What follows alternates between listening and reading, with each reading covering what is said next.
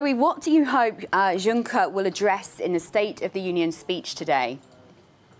Well, thank you very much for having us. I think we really hope that, given the crisis that the EU's having, the existential crisis, that young people are put at the core of the very discussion, because this generation, the pro-European generation, is really the only one who can make sure that we have an EU for another 60 years. So we're hoping big increases and big investments in EU-funded programs for young people, such as the Erasmus program. We've been calling for 10 times the increase in Erasmus. We are looking for ambitious and realistic proposals around employment. This continues to be one of the biggest issues and challenges for young people in the continent.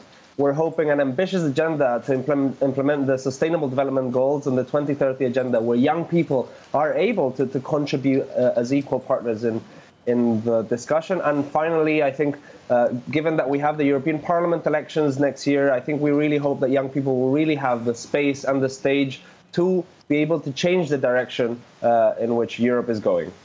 OK. Louis, and can you put that into context? I mean, I read that there's more than 3 million young people under 25 unemployed in the EU 28.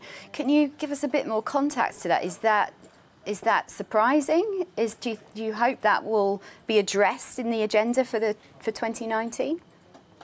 Well, I think it definitely is one of our hopes. I think youth unemployment has become an issue that cannot be solved at national level anymore. It has to be solved collectively at the European level. And if we don't, we've already lost too much time. We're losing talent constantly to other regions of the world, the US, Asia, where there's a promise for a future and prosperity for young people. So we really need concrete mechanisms. We already have existing tools at EU level to tackle youth employment, but they're underfunded. So we really need to be ambitious and serious about tackling this crucial issue, which doesn't allow a generation to prosper and emancipate, to become full equal citizens.